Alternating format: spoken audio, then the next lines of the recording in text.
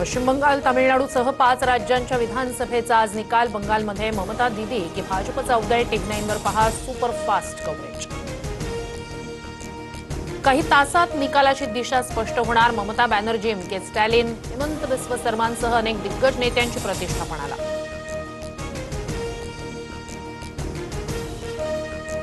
बारामती आणि राहुरी विधानसभा पोटनिवडणुकीचा आज निकाल। बारामतीत सुनेत्रा पवार आणि राहुरीत अक्षय कर्डिले यांचा विजय निश्चित। एक्झिट पोलच्या अंदाजानुसार दोघंही विक्रमी मतांनी जिंकण्याची शक्यता।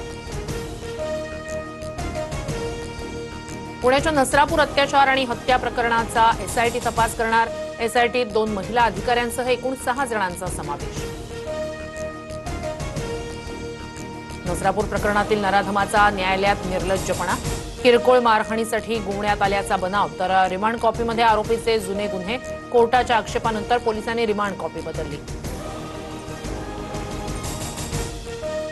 मुख्यमंत्री फडणवीसांचा नसरापूर प्रकरणातील पीडितेच्या वडिलांशी संवाद। लोकांचा रोष स्वाभाविक, नराधमाला मृत्यूदंडाची शिक्षा देण्यासाठी प्रयत्नशील, फडणवीसांचं आश्वासन। माझ्या मुलीला न्याय मिळेपर्यंत सांत्वनासाठी येऊ नका। नसरापूरच्या पीडितेच्या वडिलांचं राजकारण्यांना आवाहन। नराधमाला फाशीची शिक्षा देण्याची मागणी।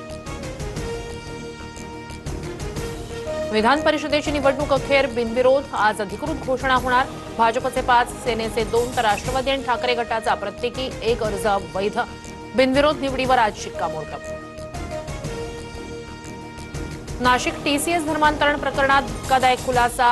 शीरखुर्मातून गुंगीचं औषध देऊन पीडितांचं लैंगिक शोषण, तपास यंत्रणांचा संशय।